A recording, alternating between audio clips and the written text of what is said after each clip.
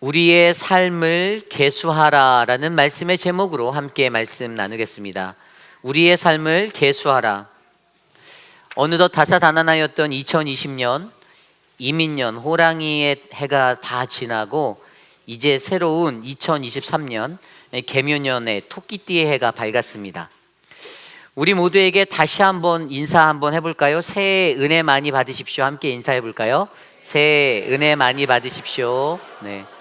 저는 저와 여러분이 세상의 복이 아닌 하나님의 은혜를 가장 많이 누리는 이 한 해가 되기를 간절히 소망합니다.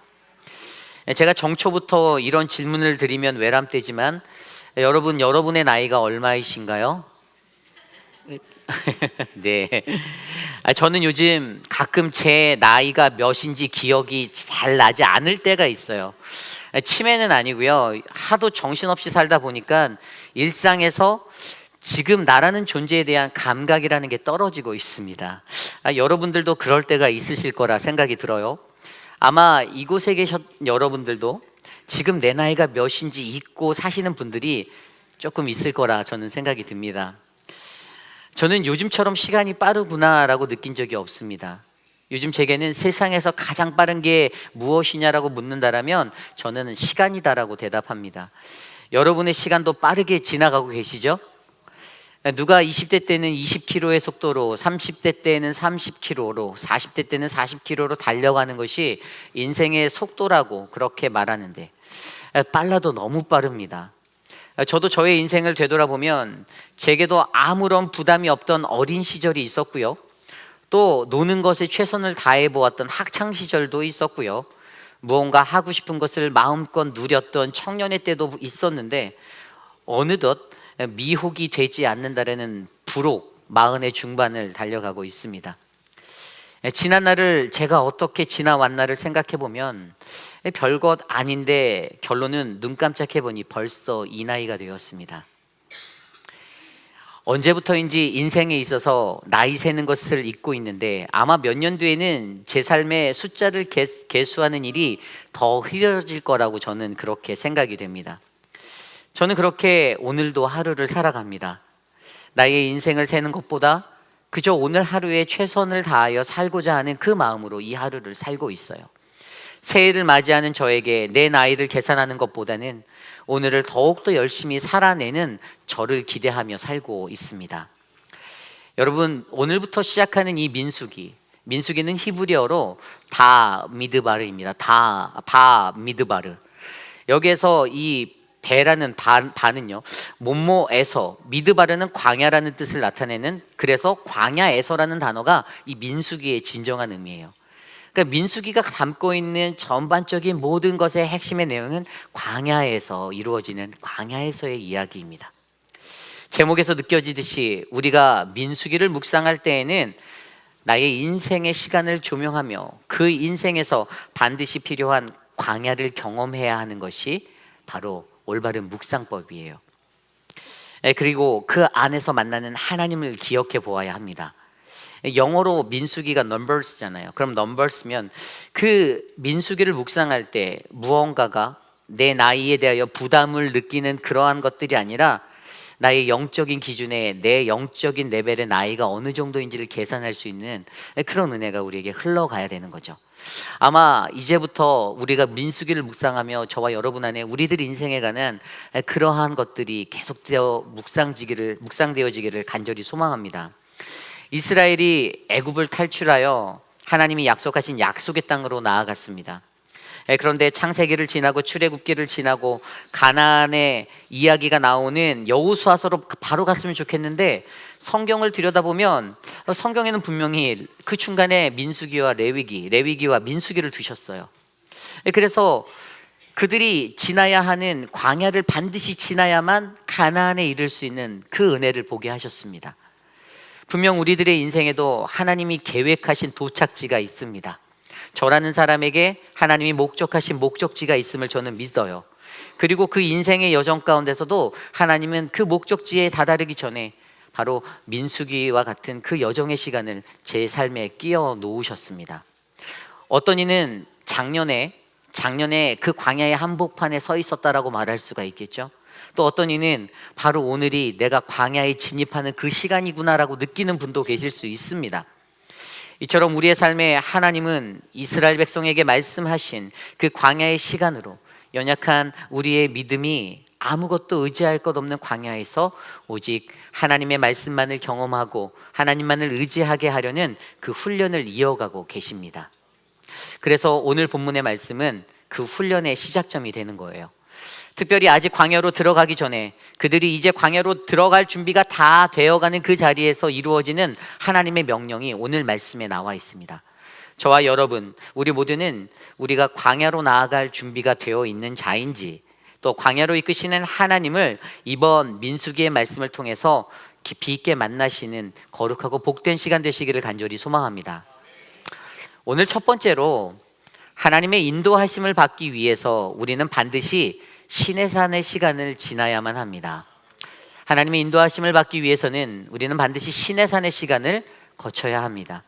오늘 말씀 1절 말씀에 이렇게 기록되어져 있습니다. 이스라엘 자손이 애굽 땅에서 나온 후 제2년 2월 1일에 여호와께서 시내 광야 회막에서 모세에게 일러 가라사대. 아멘.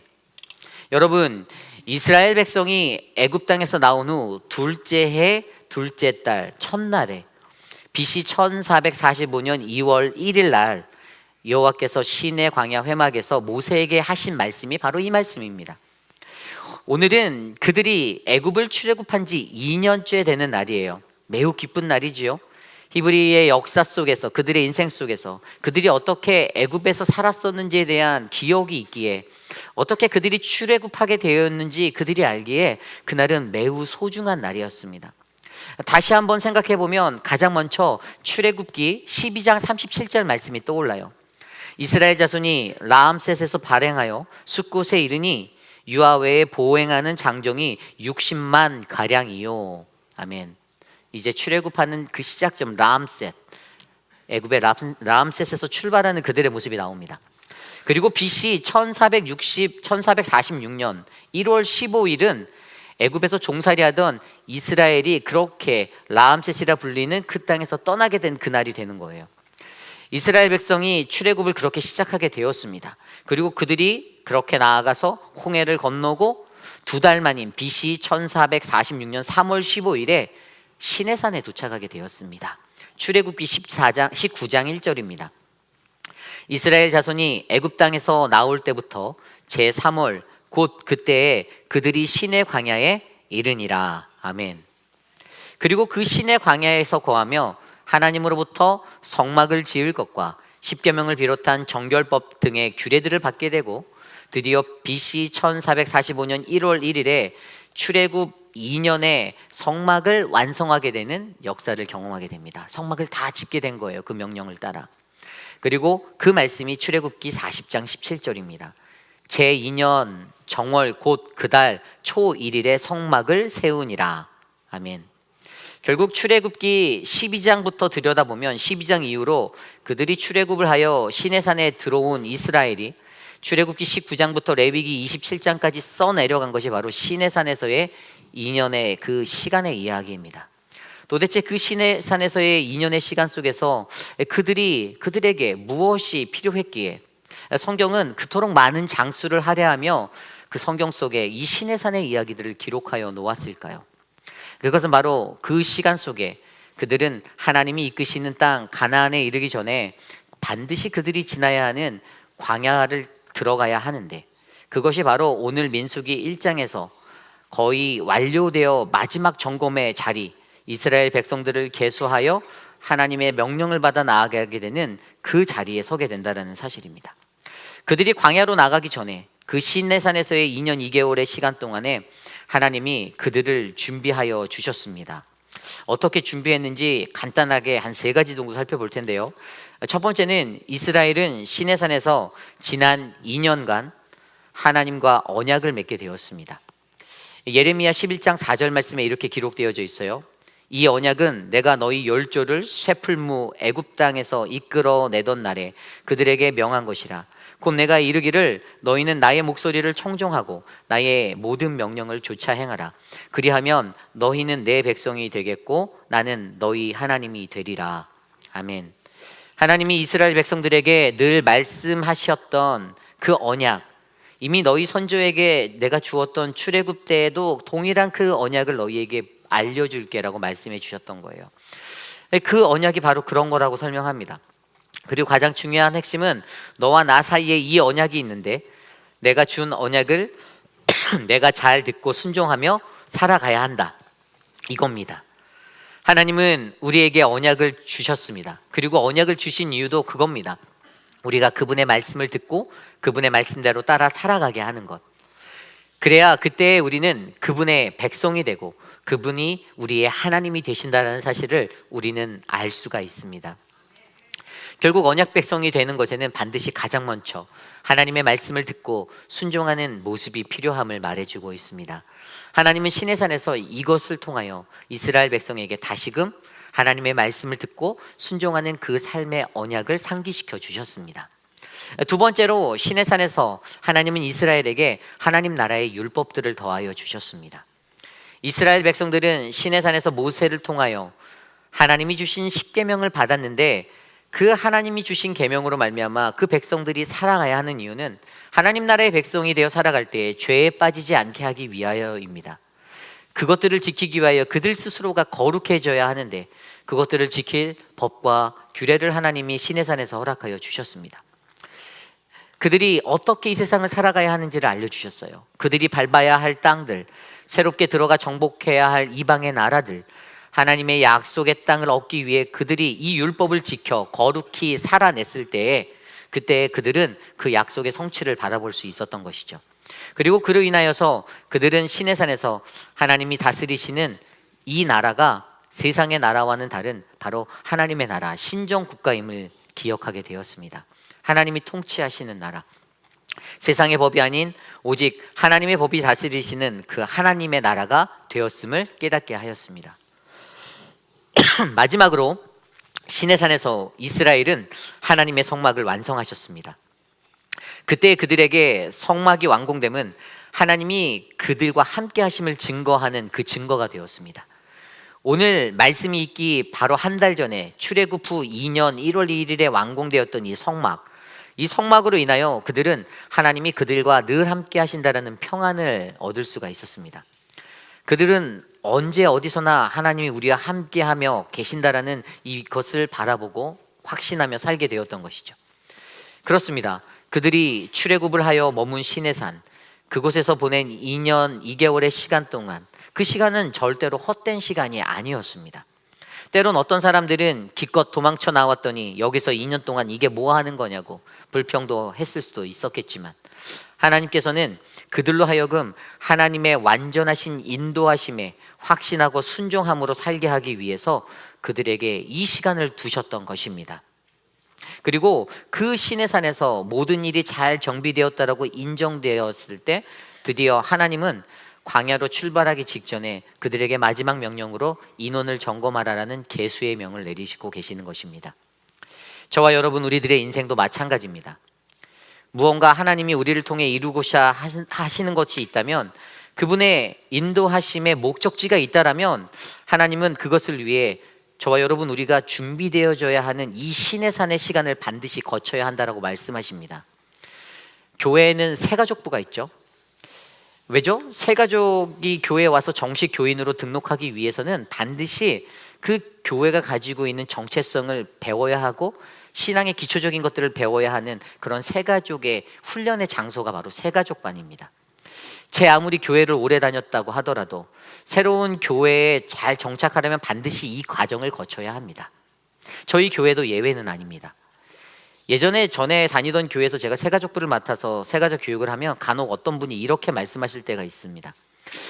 아니, 목사님, 저는 구원도 알고 하나님도 알고 예수님도 알고 기도도 알고 말씀도 다 아는데 내가 지금 교회 다닌 게 몇 년째인데 나보고 이걸 다시 배우라고요? 아니, 말도 안 됩니다. 이거 안 하면 안 될까요? 이렇게 말씀하셨습니다. 그래서 속으로 저는 그렇게 생각했어요. 한두 번도 아닌 이 새가족 교육을 많이 받았다고 하시길래 늘 새로운 교회에 가는 게 자랑도 아닌데 이걸 가지고 교육을 많이 받았다고 다 안다라고 말씀하셔서 안타깝지만 받으셔야 저희 교회 교인이 될 수 있습니다라고 말씀드렸습니다. 그러나 가장 중요한 것은 하나님이 이끄신 새로운 것에 정착하고 살아가기 위해서는 하나님께서는 반드시 그 백성을 훈련하셔서 그 백성이 살아가고자 하는 그 터전에 맞게 훈련시켜 주신다는 사실을 기억하셔야 합니다. 하나님께서 말씀하시는 가라, 렛츠고의 그 음성을 듣기 위해서는 반드시 그 훈련의 장소를 지나야 하는 것입니다. 목회 현장도 마찬가지예요.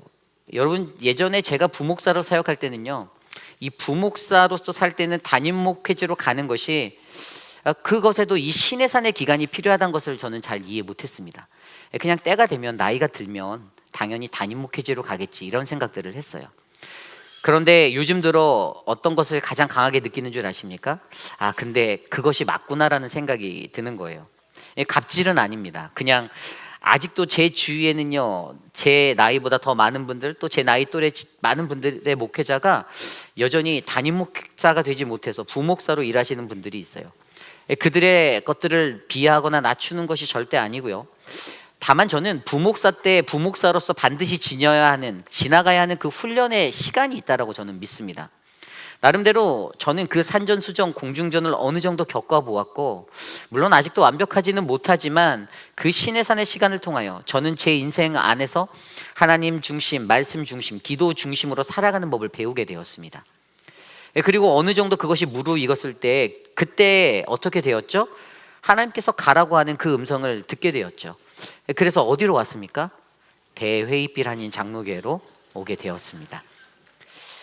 그래서 부목사님들에게 가장 필요한 것은 어떠한 삶의 환경에든지 헌신적으로 교회를 섬기고 하나님 중심, 말씀 중심으로 기도로 나아가는 이 시내산의 훈련을 반드시 지나가야 한다는 것입니다.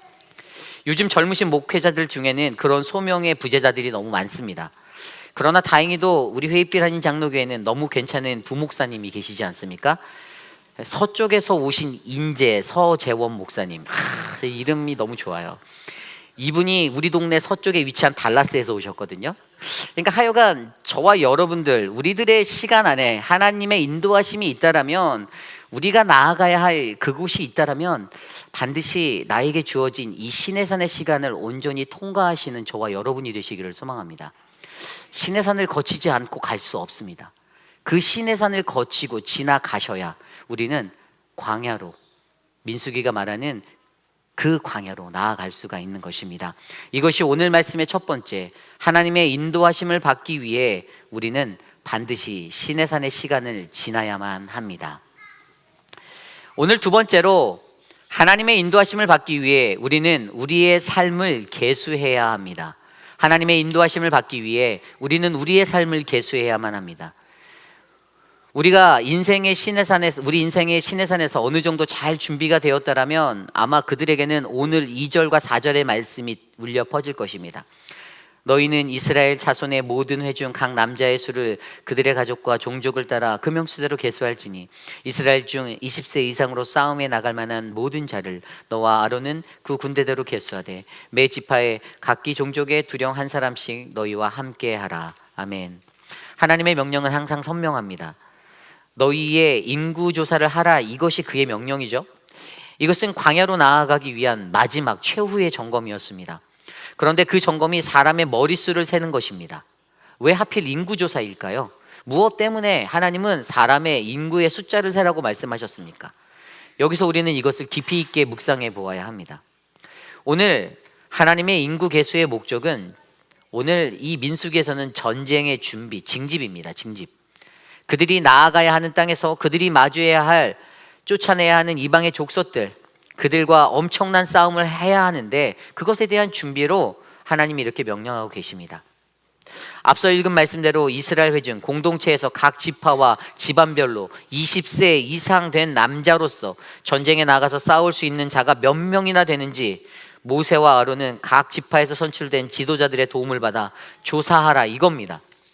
그리고 그 안에 가장 눈에 띄는 단어가 바로 계수하다라는 명령이 눈에 띄어요. 계수하다.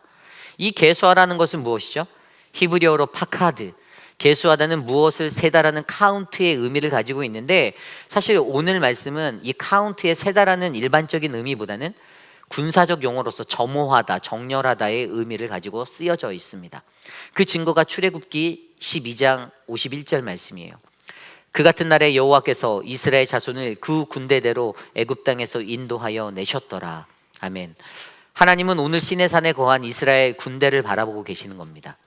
그리고 그들이 갖고 있는 그 모습의 전열을 정비하는 것이에요. 그러므로 오늘 하나님이 이스라엘에게 주시는 이 명령, 계수하라는 시내산을 떠나 가나안으로 향하는, 광야로 나아가는 그들의 전쟁의 그 이말 군사로 잘 준비하라는 명령입니다. 그런데 이것이 끝일까요? 아닙니다. 우리는 이 말씀을 영적인 의미로 올바르게 더 이해할 수 있는 그 통찰력을 가져야 해요. 사실 오늘 말씀과 평행 본문인 출애굽기 30장 말씀에 보면요, 거기에 보면 성막이 완공된 후에 하나님이 모세에게 이렇게 말씀하여 주십니다.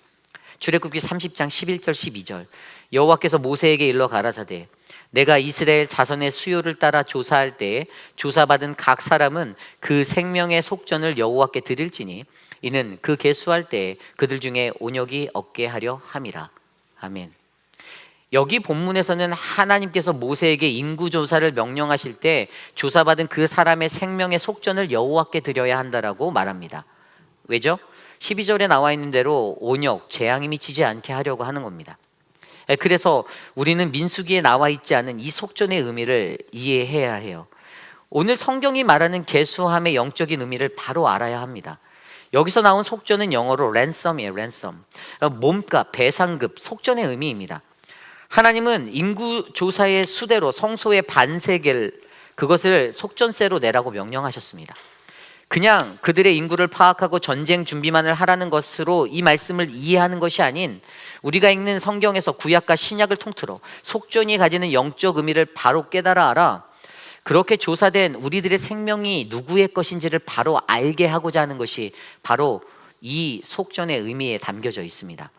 다시 말해 겉으로 나타난 물질적인 속전, 그 대가가 전부 다가 아니라 우리의 죄를 사하여 주신 그 대가, 나에게 생명을 주신 그 생명의 속전, 그 의미대로 우리가 갖고 있는 이 죄라는 것을 벗어날 수 있었던, 용서받을 수 있었던 것은 결코 나의 힘과 능력이 아닌 바로 그분이 주신 속전의 대가로 이루어졌다는 사실을 우리에게 강조해 주시는 것입니다.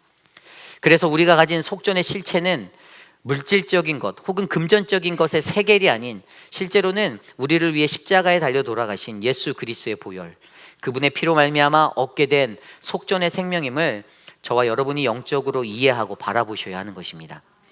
그러기에 오늘 하나님께서 말씀하신 계수하라라는 이 명령은 이스라엘 각 지파의 20명 이상의 남자 중에 싸울 만한 자가 몇 명이니? 이러한 계수가 아닌 너희의 인생의 주인이 누구니? 너희의 더러운 죄가 어떠한 대가로 깨끗하여 졌는가? 그 구원에 관한 매우 기초적인 진리를 말씀하고 계시는 것입니다. 다시 말해 너희는 예수 그리스도, 그분을 통하여 얻게 된 그 속전의 생명으로 이 세상을 마주하게 될 것인데, 그때 너희에게 닥쳐오는 그 모든 영적 전쟁들을 너희는 어떻게 이겨낼 자로 준비되고 있니? 이 질문을 우리에게 던지는 것이죠. 이것을 좀 더 구체적으로 들여다보면 저렇게 반세겔로 걷어진 반세겔이 어디에 사용되어 있는지를 좀 더 알면 이 부분을 잘 이해할 수가 있어요. 이렇게 거쳐진 이 반세겔의 은들이 어디에 사용되었을까요? 성경 출애굽기에 보면 그것들이 성막을 지을 때 사용되었다라고, 성막을 보수할 때 사용되었다라고 나와 있습니다. 그 성막의 본체, 이 널판지가 총 48개로 이루어져 있거든요. 근데 그 받침을, 널판지의 받침을 놓는 아래의 받침을 받침대로 만드는데, 이 받침 하나에 34kg으로 만들어진 이 받침이 한 널판지에 2개가 들어가요. 그러니까 48개의 널판지로 성곽의 외곽을 둘러싸니까 총 96개의 받침이 성막의 본체를 받치는, 널판지를 받치는 도구로 사용되었다는 것이죠. 그리고 성소 안으로 들어가면 성소와 지성소를 가로막고 있는 막고 있는 휘장, 거기에도 이 휘장을 걸어놓는 기둥과 그 사이에 휘장을 걸어놓는 거기에도 이 갈고리로, 이 갈고리가 사용되었어요. 이 세마포로 늘여놓은 이 휘장이 잘 걸려있도록 걸어놓고 그것들이 흘러내리지 않게 고정하는 그 밴드로 바로 이것들을 사용하였다는 것입니다. 그렇습니다. 성막이라는 광야에서 앞으로 사용될 이 성전이 유지되어지고 관리되어지는 모든 것에 그들이 내는 이 은으로 낸 반세겔의 속전이 사용되고 있음을 우리는 알 수가 있습니다. 다시 말하면 저와 여러분 우리들의 일상에서도 나의 신앙이 잘 관리되고 나의 신앙이 잘 유지되는 이 모든 것에도 바로 이 속전, 이 대가가 필요하다라는 사실을 우리에게 말씀해 주고 있어요. 모든 사람들이 잘 생각해 보십시오. 저나 여러분이나 영적으로 충만하고 성령 충만한 신앙인이 되기 원하지 않으십니까? 그러시죠. 여러분들은 좋은 신앙인 되고 싶어 하지 않으십니까? 그런데 그렇게 좋은 신앙인이 되려면 어떻게 해야 합니까? 우리에겐 무언가 대가가 필요한 거예요. 그냥 가만히 앉아서 가만히 있으면 내가 성령 충만해지는구나, 내가 뜨거워지는구나. 물론 간혹가다 그럴 수도 있습니다. 그런데 우리의 신앙은 반드시 훈련되어져야 하고 무언가 대가가 필요한 것이에요. 잘 생각해 보십시오. 스포츠 스타들만 생각해 보아도 올림픽에서 금메달을 따기 위해서 그들이 얼마나 많은 훈련으로 대가를 지불하고 나아갑니까? 하루아침에 모든 탑이 쌓여지는 것이 아니라 엄청난 양의 훈련을 통하여서 그 기술을 익히고 그래서 최고의 성공이라는 그 자리에 설 수 있는 것을 우리는 너무나도 잘 알고 있습니다. 결국 저와 여러분 우리들의 일상에서도 반드시 우리가 좋은 신앙인, 좋은 믿음의 그리스도인이 되기 위해서는 그러한 믿음의 대가가 바로 반드시 필요하다는 사실을 기억해 주시기를 바랍니다. 하나님이 주신 그 대속의 은혜, 예수 그리스도, 그분을 통하여 우리에게 얹어주신 그 생명의 삶, 저와 여러분들이 그 은혜를 풍성히 누리기를 간절히 소망합니다. 속전은 절대로 그냥 형식적으로 세금 내듯이 내는 물질을 말하는 것이 아닙니다. 믿는 이들의 영적인 삶에는 우리의 신앙, 하나님과의 깊은 관계를 유지하기 위한 그 속전이 반드시 필요한 것입니다. 그리고 그것이 바로 예수 그리스도, 하나님의 독생자 아들 예수를 통하여 우리는 죄에서 구원을 받았고 대속을 얻었는데 그 대속물 대신 예수 그리스도의 보혈, 그 피의 대가로 오늘 내가 생명을 얻어 살고 있는데 과연 그분과의 깊이 있는 관계를 유지하기 위하여 나는 얼마나 노력하고 있는가? 그래서 지난주부터 시작된 특별 새벽 예배, 우리 믿음의 12기도, 12기도가 바로 그러한 자리입니다. 거의 30분의 성도님들이 오셨어요. 근데 사실 더 많은 분들이 왔으면 좋겠어요. 그 자리 이제 한 주 남았습니다. 내일도 새벽 예배가 있습니다. 그 자리, 여러분들이 대신 지불할, 여러분들이 지불해야 할 그 대가의 자리에서 저는 여러분들이 내는 그 속전으로 말미암아 여러분들의 삶이 더 평안하게 채워질 2023년이 되기를 간절히 축복합니다. 오늘 본문 민수기 1장에서도 그들이 계수한 숫자들을 보면요, 그들이 각기 지파별로 인구를 조사한 결과 17절부터 45절까지 20세 이상의 남자는 모두 60만 3,550명이다라고 말하였습니다. 여기에다가 계수되지 아니한 어린아이나 여자들, 이런 사람들까지 포함하면 무려 200만 명에 육박하는 그러한 사람들이 있었다라고 이야기해요. 이것을 통하여 그들이 오늘 계수한 것은 본문에서 쏟아지는 숫자로 인하여 물리적인 숫자, 즉 그들이 이제 하나님의 약속의 땅으로 나아가 전쟁이 가능하였던 그냥 20세 이상의 남자를 센 것이다라고 이해하기보다는 제가 조금 전에 설명드린 대로 이것은 분명 하나님이 인도하시는 그들의 길에 마주해야 할 영적 전쟁 앞에서 우리들 스스로가 이 전쟁을 치를 영적 준비가 되어 있는지 나의 삶을 계수해 보는 것으로 이해하셔야 한다는 것이죠. 내가 이 영적 전쟁을 감당해낼 수 있는 사람으로 내가 준비되어져 있는가를 계수하는 것, 이것이 바로 계수함의 진정한 영적 의미임을 저와 여러분들이 깨달으시기를 간절히 소망합니다. 나는 여전히 캄캄한 이 세상의 한 치 앞도 모르는 그 땅을 살아가고 있습니다. 이 땅에서 하나님이 주시는 그분의 약속을 굳게 믿고 나는 이 땅을 걸어가고 있는가? 행여 이 땅에서 나를 유혹하고 나를 넘어뜨리려고 하는 사단의 공격 앞에 나는 흔들리고 있지는 않은가? 내가 영적으로 잘 무장되어져 있는가를 점검해 보는 것이 바로 우리의 삶을 계수함입니다. 몇 명인가의 그 숫자적인 개념이 아닌 내 삶의 신앙의 정도를 계수해 보는 것, 그 능력이 바로 오늘 이스라엘이 마주한 민수기의 넘버스, 저와 여러분이 우리가 마주한 우리 인생의 넘버스가 바로 이러한 영적 흐름이 되기를 간절히 소망합니다. 모세의 기도가 담긴 시편 90편 말씀을 들여다보면요, 시편 90편 9절 12절 말씀에 모세가 인생 동안 집중하였던 내 삶의 계수함을 더 잘 이해해 주고 있습니다. 시편 90편 9절에서 12절 말씀입니다. 우리의 모든 날이 주의 분노 중에 지나가며 우리의 평생이 일시간에 다하였나이다. 우리의 연수가 70이요 강건하여도 80이라도 그 연수의 자랑은 수고와 슬픔뿐이요 신속히 가니 우리가 날아가나이다.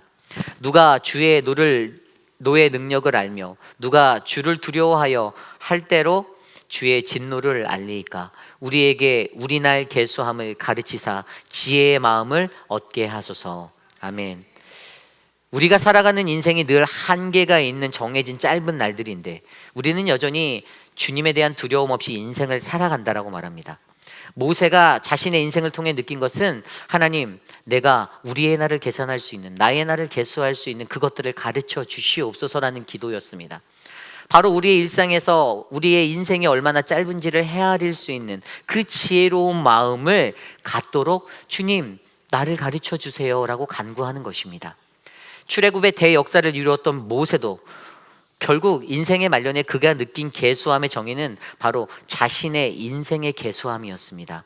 나의 인생의 시간에 나는 얼마나 영적으로 깨어나 있는가, 나는 얼마나 하나님의 지혜를 갖고 분별력을 가지고 살아가고 있는가, 나는 얼마나 주님의 은혜 가운데 살아가고 있는가. 이것이 오늘 이 자리에 있는 저와 여러분 우리 모두에게도 필요합니다. 그러한 계수의 능력은 아무에게나 주어지는 것이 아니겠죠? 절대로 아닙니다. 하나님의 마음에 합한 자라 불리던 다윗도 그 계수함 때문에 무너졌습니다. 역대상 21장에 나온 그가 자신의 나라의 강성함을 계수하고자 의도하여서 인구조사를 하게 되었을 때 그가 저지른 범죄로 말미암아 어떻게 해요? 하나님이 계수의 주체가 되심을 잊었기 때문에 그들은 하나님의 심판을 받게 되었습니다. 결국에 자신의 욕망과 자신의 야망, 자신의 욕심이 드러난 그 계수로 말미암아 어떻게 해요? 3일간의 온역으로 이스라엘 땅에 7만 명이 죽게 되는 심판을 얻게 되었잖아요. 인간은 누구나 다윗처럼 실수할 수도 있습니다. 그러나 진정한 그리스도인이라면 성경이 말하는 이 계수함의 진정한 의미, 영적인 의미를 바로 알고 매일의 삶 속에서 오늘은 교회에 몇 명 왔나가 아니라 오늘은 내 삶에 얼마나 더 큰 하나님의 은혜가 내 신앙의 자리가 넓어지는가를 계수하시는 저와 여러분이 되시기를 소망합니다. 제 아무리 자기가 가진 힘이 강하여도 지위가 높다 하여도 벼는 익을수록 고개를 숙이듯이 낮아지고 겸손해지지 못하면 결국에는 꺾이게 되는 것이 인간의 일생입니다. 그리고 더 나아가 그 한 사람으로 말미암아 공동체가 흔들리고 넘어지게 되는 것입니다. 그러므로 오늘 우리의 계수함의 영적 의미를 바로 알아 우리의 삶 가운데서 나의 삶을 온전히 계수하여 하나님과 함께 그리고 모든 동역자들과 함께 서로 즐겁고 행복하게 이 세상의 영적 전쟁을 승리하시는 저와 여러분 우리 모두가 되시기를 간절히 소망합니다. 오늘 모세가 하나님의 명을 받고 이렇게 계수하는 그 모습들을 바라보며 그 모든 것의 원천이 무엇인가를 저는 고민해 보았어요. 그러다가 생각이 난 것이 바로 아주 오래전부터 하나님이 주신 그 약속이 떠올랐습니다. 창세기 12장에서 아브라함에게 주셨던 그 약속들, 그리고 창세기 22장의 모리아산에서 아브라함이 순종하였을 때 하나님이 다시 부르심 앞에 다시금 약속해 주셨던 그 약속들, 그리고 그 약속의 내용이 어떻게 나오냐면 바로 22장 17절에 내가 내게 큰 복을 주고 내 씨로 크게 성하여 하늘의 별과 같고 바닷가의 모래와 같게 하리니 내 씨가 그 대적의 문을 얻으리라. 아멘. 오늘 우리가 묵상하는 매일 성경 큐티 말씀의 제목이 바로 하늘의 별과 같고 바닷가의 모래 같게 하리니, 본문을 아무리 들여다봤는데 그 단어는 안 나오길래 계속 혼자 상상했어요. 이게 무엇이지? 왜 제목을 이렇게 달았지? 그러다가 하나님이 보여주신 그 말씀의 의미는 내가 너희에게 약속한 그 약속을 바라보아라. 그러면 너희의 삶을 계수할 수 있다라는 그 진정한 의미를 깨닫게 하여 주셨습니다. 그들이 받게 된 축복의 원인은요, 그들이 성경에서 복을 얻게 된 그 모든 것은 하나님이 주신 그분의 말씀을 준행하였기 때문이다라고 설명하였습니다. 저와 여러분들은 그러한 하나님의 말씀을 준행하여 그 복을 얻는 그러한 믿음의 인생이 되기를 간절히 소망합니다. 그러한 아브라함의 축복을 오늘 모세는 바라보고 있습니다. 앞길이 캄캄한 이 길을 걸어갈 때에도, 오늘 그들이 시내산을 떠나 이제 광야의 40년의 시간으로 나아갈 때에도 그들에게 여전히 남겨진 두려움, 그 모든 어려움을 모세는 바로 아브라함이 보인 하나님의 약속을 믿음으로 이겨내고 있다는 사실을 저와 여러분들의 또 깨닫기를 간절히 소망합니다. 저와 여러분, 우리 모두는 모든 삶에 바로 이 믿음의 약속을 바라보며 나의 삶을 계수하는 믿음의 여정을 간절히 이루시기를 소망합니다. 자, 이제 마지막으로 제가 질문을 한번 드려보겠습니다. 다시 질문 드립니다. 여러분들은 몇 살이신가요? 네. 이 질문에 숫자적인 대답을 하시면 안 되는 거예요. 네. 인생이라는 그 삶을 물리적인 시간으로 카운트해서는 안 됩니다. 우리에게 주신, 그리스도인이라는 우리에게 주신 이 우리의 인생의 시간을 물리적인 시간으로 계산하지 마시고 영적인 것들로 계산하셔서 내 삶이 하나님의 은혜에 푹 빠져 더욱더 그분께 가까이, 그분과 동일하게, 그분과 하나 되는 그 거룩함을 이루는 자리에 서기를 간절히 소망합니다. 막막하고 캄캄하여도 나와 함께 하시는 그분이, 우리는 그분이 계셔서 이 어려운 길을 헤쳐나갈 수가 있습니다. 늘 나의 삶을 계수하여 주 안에서 평화를 누리는 이 모든 은혜가 우리 모두에게 임할 줄 믿습니다. 이것이 오늘 말씀의 마지막, 하나님의 인도하심을 받기 위해 우리는 우리의 삶을 계수해야 합니다입니다.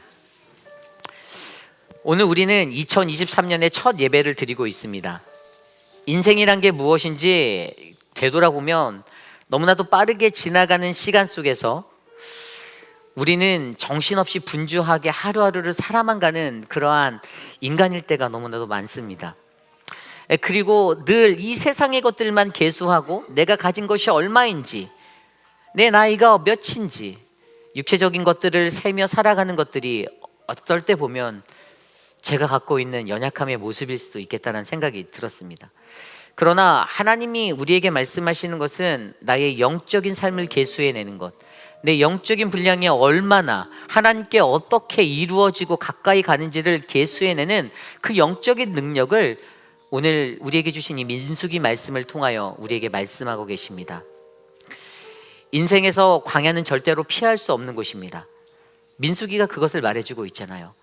대미드바로, 광야로 나아가는 그 인생길, 그 인생길에 우리는 지난 시간 살았던 자리, 또 앞으로 마주하게 될 신의 산의 시간을 반드시 마주하게 될 것입니다.